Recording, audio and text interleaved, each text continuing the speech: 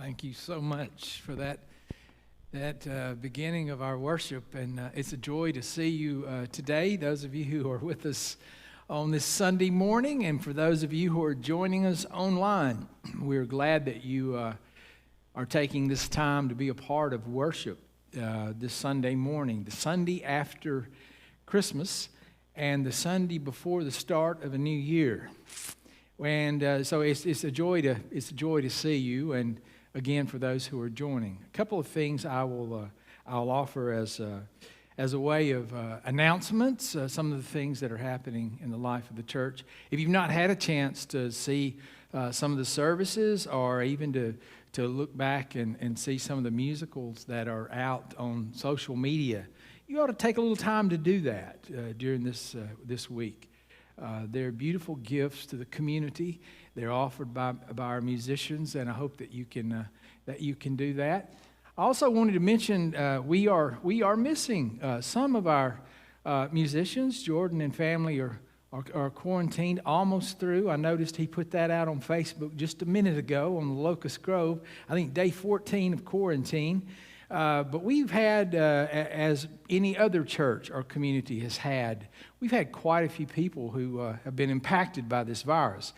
And they are now, as you know, we're being told that looks like the numbers are going to be going up in January. If that remains true, and I think it will, we are going to be going virtual on Sunday mornings for January. Now, we'll put that word out. We'll put it out, and we'll publicize it on the website. We'll send emails. We're going to put it on social media. It's not something we necessarily want to do, but it's something that I think is important and probably needed in this season. We don't want to add to people's suffering during this time. We want everyone to be safe. I feel safe here, and you do as well, those of you who are here. But as the numbers increase, this is going to be the better way to go. So we're going to be virtual for a little bit. We're going to continue to do this at 10:30. We'll put the service out at 10:30. It'll be on Facebook and YouTube and any other way we can find a way to get it out. We're going to continue to do ministry. I also want to invite you sometime in January, probably the second Wednesday night of January. I'm going to be doing an interactive Bible study that I would invite you to be a part of. I'll send out more information on that. If you're not on Facebook or YouTube, then go to our website. If you can get to our website, locustgrove.com, we'll have links and we'll have information on how to do that. But for this day, I'm glad that we can be together. Those who are here and those who are joining. I hope that Christmas went well. I know for many people it's very different, but today we've gathered in this place to worship together, and so I want to offer this reading as a form of sort of a litany, a prayer. And so we are here at this particular place and time together with you, O God. So accomplish your purposes among us. Tune our hearts to the voice of your Spirit. Wake us to be present to you and to one another in these shared hours we are given. For it is you, O God, who have so gathered us from our various places, and you alone who know our hearts and our needs. Among us, some who are anxiously arriving, some who are lonely, some who suffer pain or sorrow, may we in our joys find grace to enter the sorrows of others. Among us, some who arrive rejoicing, hearts made light by good news or good health or glad anticipation, may we in our sorrows find grace to embrace the joys of others. Let us prize these moments. Let us care for one another deeply, for each of us, for those that we know and love, for those we have not yet met, for the community around us and the world as a whole. May we show your love and care and grace. For it is in the name of Christ. Amen.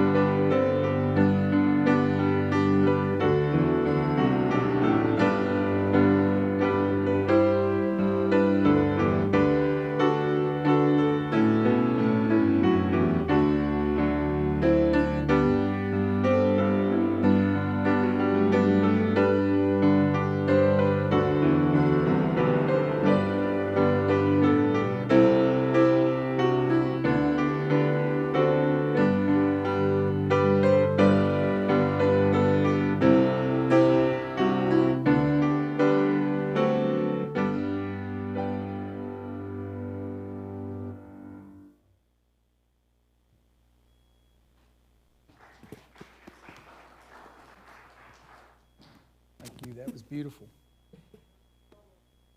A solo? I will sing so low you can't hear me. No, you don't want me doing a solo, Pete.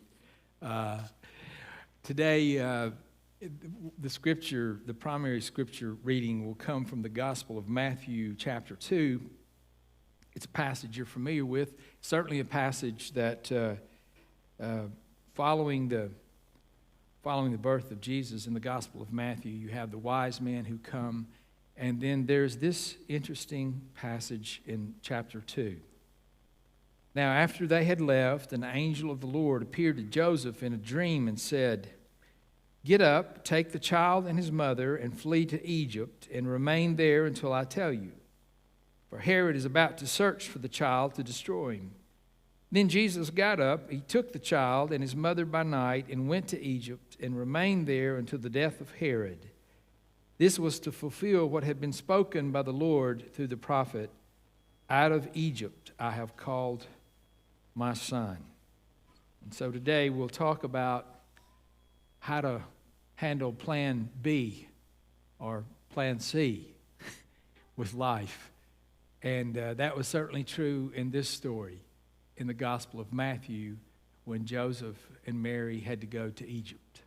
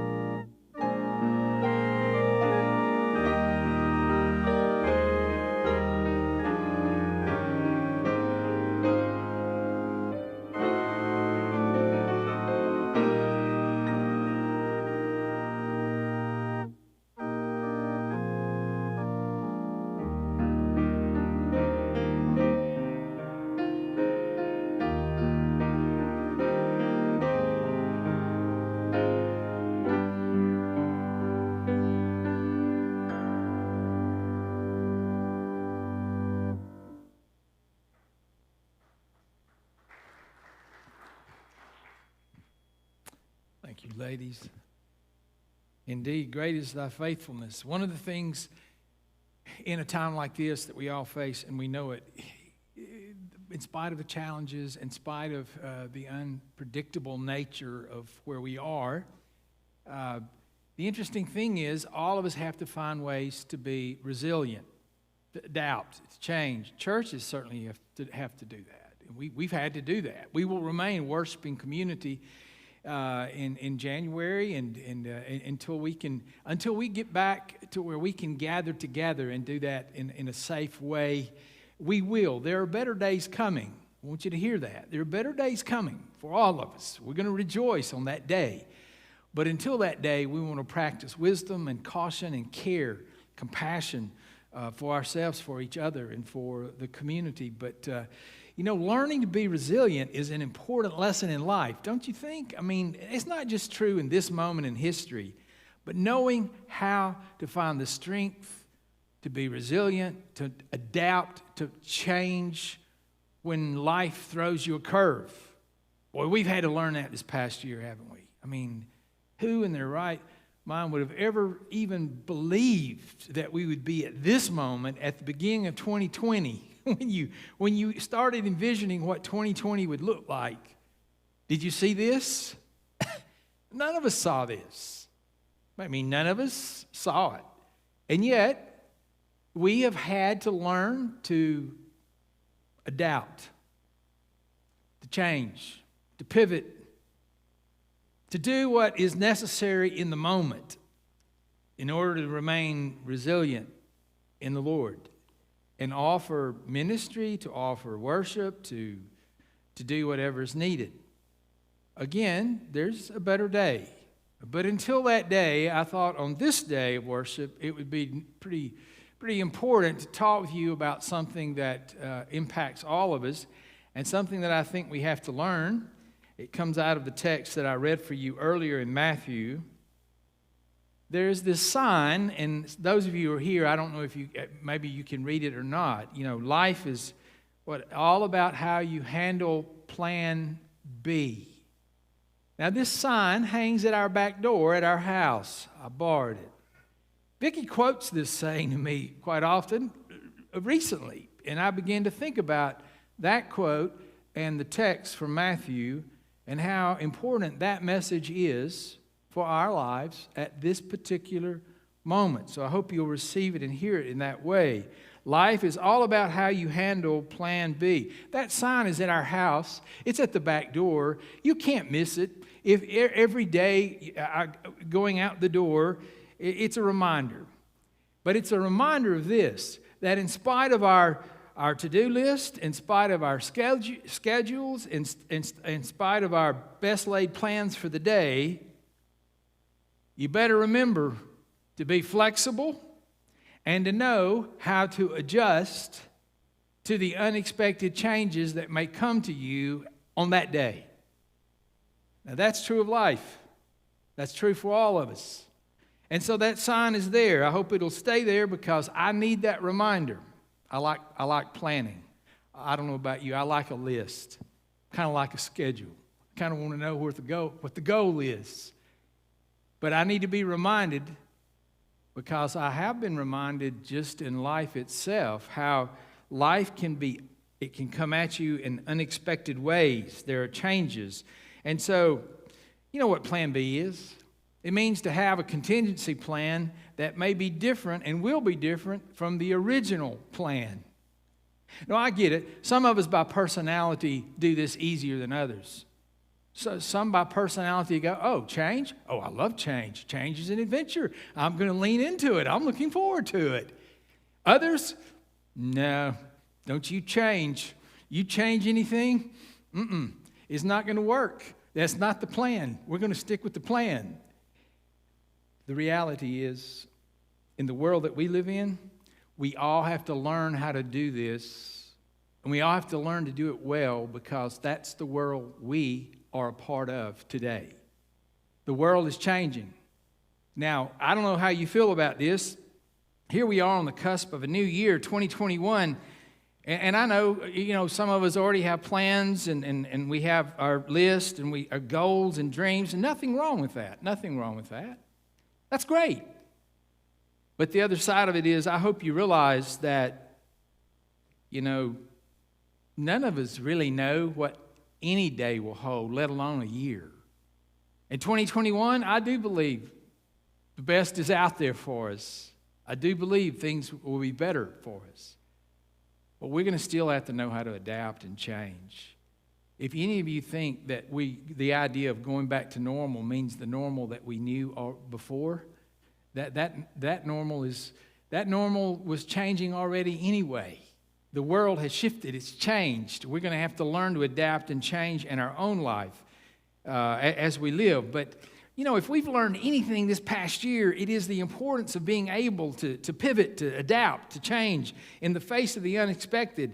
Life is all about how you handle plan B. Or, as Daniel was saying this morning to me, maybe it's C or D. We all have to learn how to do this with our life. I hope you know how. Now, you're wondering perhaps, what in the world does that have to do with a passage in Matthew chapter 2? It has everything to do with it. In Matthew chapter 2, in that story, Jesus is born and Herod is king. Jesus is in Bethlehem with his parents. He's born into the world. Wise men come to worship, to offer gifts, to acknowledge that a new king has been born into the world. It's a beautiful passage.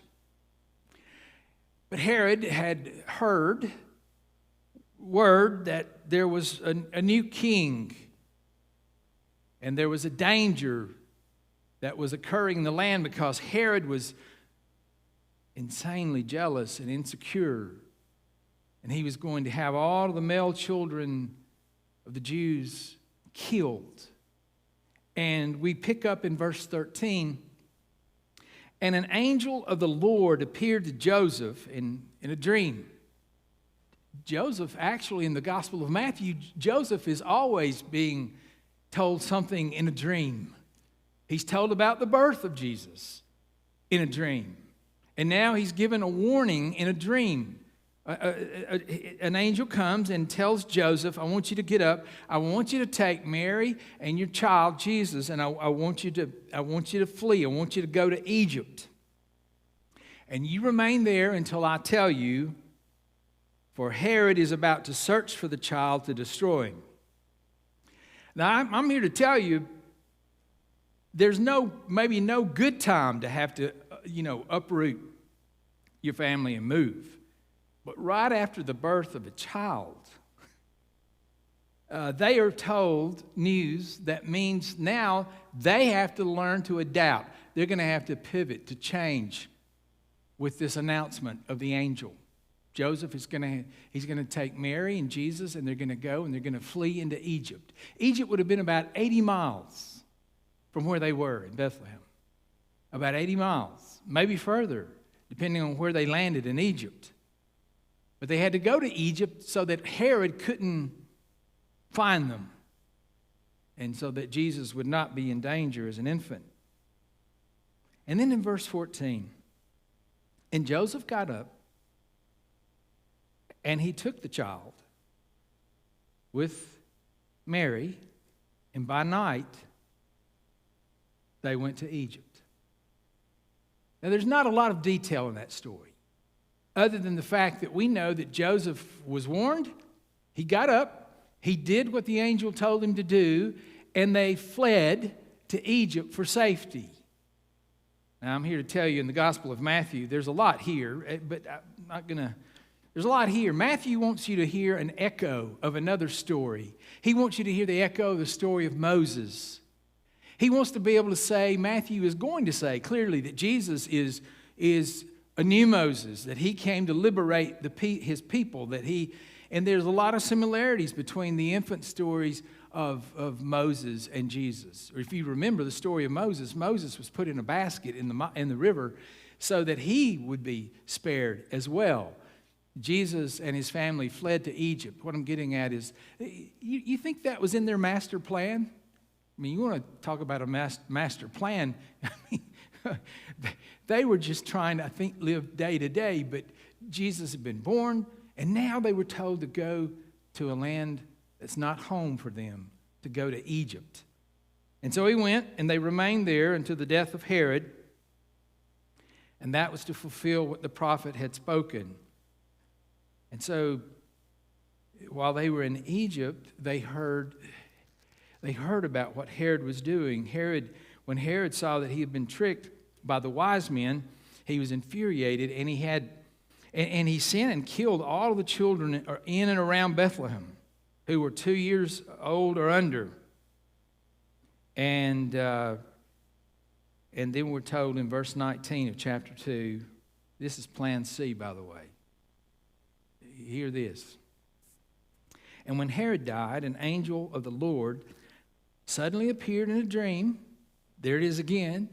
An angel of the Lord appeared in a dream again to Joseph in Egypt, and he said, "Get up, take the child and his mother, and go to the land of Israel, for those who are seeking the child's life have died." They're dead. And so Joseph got up and took the child and his mother and went to the land of Israel. But when he heard that Archelaus was ruling over Judah in a place of his father Herod, he was afraid to go there. And after being warned in a dream, he went away to the district of Galilee and there made his home in a town called Nazareth, so that what was spoken through the prophets might be fulfilled. He will be called a Nazarene. You know, we talk of Jesus of Nazareth. It's not his last name. It's just that's the way people were identified in that day. What town are you from? Jesus of Nazareth. But there in this story, embedded in the heart of this story, I'm here to tell you, is this understanding that you better be open and flexible enough with your life to go with a plan B or a plan C. You and I have to learn to adapt and change with the situation, and we better be open to listening and hearing what the Spirit would have to say to us in our life about how to do that and what to do in those moments. So there's some lessons that I think all of us can learn, some life lessons from this passage that I hope will be helpful to you, not just today, but in the days ahead, in the next few months perhaps. I hope this will be helpful. So there's some life lessons. You already know some of this, but here it is, the first one. Life is uncertain and the unexpected will happen. Just go ahead and mark it down. It will happen. And so you better learn to be open and adaptable and capable of changing. You better be able to go with plan B or plan C or D. And by the way, is that not the picture of faith? We don't live by sight. We don't have the illusion of certainty is an interesting illusion. Maybe some of us have the idea that you can even reduce faith down to certainty. Faith is not about certainty. We're told that faith is the assurance of things hoped for and the conviction of things not seen. It's Joseph getting up after a dream, waking Mary up and saying, "Get the baby. We're going again." It's Abram hearing the voice of the Lord saying, "Go away from your father's house to a land that I will show you," and him going without knowing where he was headed. Is that not the picture of faith? We talk about being people of faith, and we are. But I think all of us are going to have to learn to live more deeply into that faith. Not just in this moment, but in the coming days of our life. Life isn't certain, and the unexpected will happen. So, what are you going to do? So we could spend whatever time we have with life. We could spend our time being, wishing or being kind of always looking back, being sour about what used to be. Or you can lean into life and recognize that life is going to change. The second life lesson I would share with you today from this story is this. There is no there. There's only here and now. Now, if you think there is this idyllic time or place with your life where you will not have to face challenges and change, you better think again. And so many of us think, oh, when I get there, if I can just hold on and get there, wherever there is in our mind, If you really believe there is a time or a place with your life where you won't face any challenges or you won't be facing any change, well, you know how this goes. And in the meantime, while you and I are waiting for either normal to return or for something to happen, life is what is happening. I know this is a tough time. I know this is a challenging time for everyone. I know that so many people are tired of sort of having to distance, and so many people are tired of just the way things are. We want it to go back. I do too. But if we don't hear anything, we ought to understand that this is life now. That actually there's here and now. So you better live into that. You better lean into that. We have today. We have this moment. And maybe you have a circle of family or friends that you can be around. Maybe in this moment you can reach out and try to connect, but there is no idealistic place or time in your life where you're not going to face a challenge with your life. Finally, this, and I want you to hold on to this. In spite of the uncertainties, and regardless of your circumstances, I want you to remember something out of this story. I want you to remember one word. Just one. It's a Christmas word. It actually comes out of the Gospel of Matthew. And it actually comes to Joseph in a dream. It pertains to Jesus. Emmanuel. I want you to hear that word, and I want you to let that word sink deeply into where you are and who you are. Emmanuel. The God who is with us, both now and always. That word should remind all of us that God is with us, both in the good moments and both in the difficult moments of life, in the joys and in the sorrows. The interesting thing about our God is this God is a God who knows both the joy of what it is to experience a new birth, but He also knows the great sorrow of what it is to lose a son. God, in all of the range of emotions that any of us have as human beings, that our God, He not only knows that, He is with us in that moment and can provide us strength and help and comfort. He can help us become more resilient. That's the word. That's the word all of us need too. Emmanuel, God with us. And all of us have to learn to become more resilient with our lives. To be resilient means not that you're without struggle. It doesn't mean that you're not facing challenges. It doesn't mean that you have all the answers. It means that you're able to adapt to whatever circumstance you find yourself in. And with God's help, you're able not always to rise above it, but to go through it. And to be somehow transformed in that. So that when you come out the other side, you're not the same. There's something different about your spirit, your character, who you are. To be forged in the fires of life and become stronger with your life. This is the word that we all need. I believe Joseph and Mary demonstrated it clearly by going to Egypt. And then when they finally had the door open to come back home, they didn't really go back home. They went to Nazareth.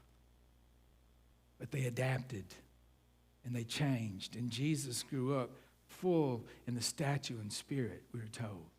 He grew wise, became the one we call Messiah, Lord.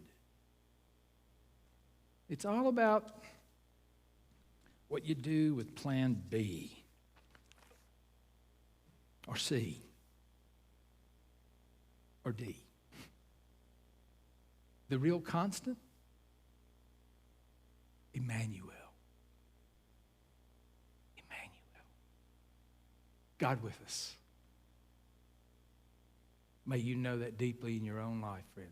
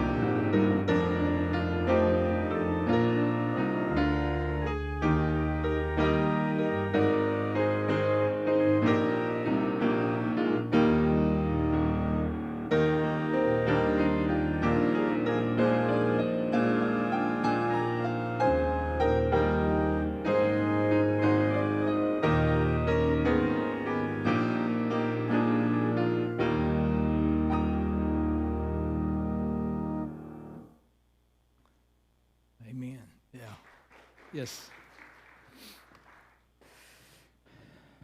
Well, our benediction for today, and before I offer this word, I want to say to you, I'm glad, those of you who are here with us in person, thank you for being here. I'm so glad you're here. And to everyone, those of you who've joined us online, thank you for joining. Look, I know 2020 is almost over, and we're about to enter this new year of 2021.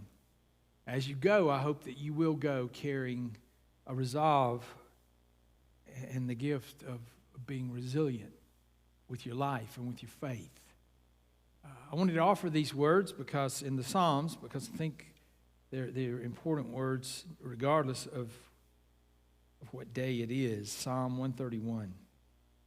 O Lord, my heart is not lifted up. My eyes are not raised too high. I do not occupy myself with things too great and too marvelous for me. But I have calmed and quieted my soul. Like a weaned child with its mother, my soul is like the weaned child that is with me. O Israel, hope in the Lord from this time on and forevermore. And there it is, the benediction. Hope in the Lord from this time on and forevermore. Emmanuel, my friends, Emmanuel, God with us. May God bless you. You're dismissed.